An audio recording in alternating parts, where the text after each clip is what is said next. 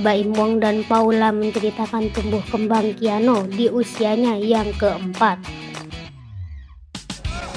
Awalnya sempet takut, agak sepi ya, karena kan banyak banget yang udah waktunya liburan gitu. Jadi ternyata tapi alhamdulillah Masya Allah penuh banget, rame. Ini emang kita undangnya banyak gitu, dan banyak yang gak bales, tapi ternyata dateng gitu. Jadi ya alhamdulillah Masya Allah banyak yang sayang sama kita ya. Berapa ya, banyak. Pokoknya kalau kita mah kita undang-undang aja lah gitu. Oke. Karena dia ada suka seperti itu. Tapi dia excited nggak sih kan kalau dia kali ini? Ini sih Kak, ini dari tim ya Wonder Woman gitu, karena kan cari yang nggak seksi itu agak susah ya, superhero ya kan, jadi makanya ini pakai daleman apa segala macam.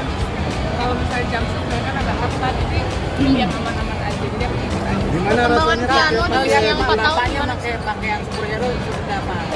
Nggak ada dia. biasanya datang. Belum ngerti ya, belum paham, dia asik sama diri dia sendiri aja sih gitu. Tapi dia seneng nggak sih dengan ulang tahun dia yang sekarang ini? Bukan seneng, tapi dia karena kurang tidur, jadi dia nggak tidur, jadi tidurnya dia ngantuk, jadi agak keren gitu. Perkembangan Kadonya doa seperti biasa orang kan doa. perkembangan Kiano gimana Kak Paula? Insya Allah Kiano aktif, terus udah gitu udah mulai bisa diajak ngomong dua arah, udah mulai bisa apa ya, paham lah, kita bisa berkomunikasi dengan baik ya, walaupun pasti ada sisi anak-anaknya yang agak anak kita susah pahamin ya, tapi kita bisa mulai diajak ngobrol dua arah. Ini ulang tahunnya tahun ini mungkin dari Kak Paula untuk parenting anak seperti apa? Yang pasti sih kalau aku parenting aku tuh aku belajar juga dari buku, dari psikolog. Maksudnya kan kita kan belajar kan sama jadi orang tua, dan apa ya, kadang-kadang kalau misalnya yang cara ini nggak cocok ya pakai cara yang lain. Tapi kalau sekarang sih lebih kepada fleksibel aja sih, fleksibel, tapi kita punya aturan di sini, karena anak mulai dari umur 3 tahun sampai 7 tahun itu udah mulai bisa, itu masa emasnya kan mulai bisa kasih aturan, disiplin. Jadi dia mulai paham apa yang nggak boleh, misalnya kalau nggak boleh itu kenapa, misalnya kalau misalnya kebanyakan nonton YouTube, jadi kita bukan kayak larangan, tapi kayak 5 menit lagi ya Kak, abis itu kita ini ya, jadi udahan ya. Jadi kayak gitu-gitu sih aku belajar, karena kan kalau zaman dulu kan kita nggak boleh ini ya, nanti ini ya kan, perintah begitu kayak gitu, aku mau belajar sih dari dulu, aku belajar.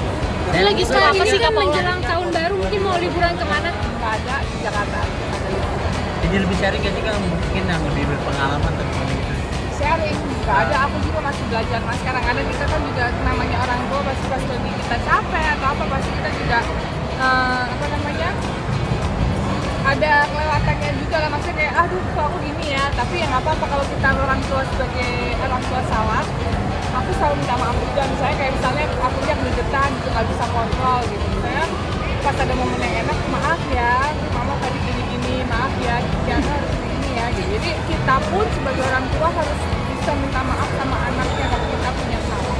Kiano lagi suka apa sih? Aku tuh sebenarnya sangat disiplin ya, karena aku tahu anak itu harus lebih disiplin dari dini. Kayak misalnya contoh, namanya anak-anak sekolah tuh males ya kan, jadi itu kalau aku lebih kayak gimananya harus tetap fokus sekolah, tapi kadang-kadang bisa fleksibel juga gitu. Misalnya suka banget makan permen apa-apa, oke mau makan permen mau apa, tapi kalau misalnya kebanyakan nanti sakit ya, kita ke dokter. Jadi kita harus diajarin, kita udah ingetin mereka, tapi kalau mereka tetap masih mau dan akhirnya sakit, kita udah kasih tahu nih konsekuensinya, nanti kamu bakal ke dokter. Jadi dia harus berani bertanggung jawab atas apa yang dia ambil gitu. Jadi ya udah ke dokter, nanti aku diintervensi juga, sedang kita harus kasih dia konsekuensi. Kakak ngajarin anak-anak buat membantu orang tuanya nggak sih? Kayak udah mulai ngajarin ini kalau bangun tidur harus Belum sih, aku belum paham. Cuman kalau misalnya mainan berantakan, tidy up, bersihin bareng-bareng, nah itu udah mulai ngerti. Tapi itu pun juga susah ya, baru sekarang gitu kan. Dari dulu kan dari dulu kayak buang sampah pada tempatnya gitu. Nah itu kan sebenarnya ajaran kita dari zaman dulu banget, dari dia umur 1 tahun. Baru sekarang dia udah paham kalau buang sampah tuh tempatnya, terus kalau beresin barang tuh beresin. Kiano lagi suka apa sih? dia lagi seneng nonton Zombie Hook. Lagi superhero lah kalau kasih tahu apa aja.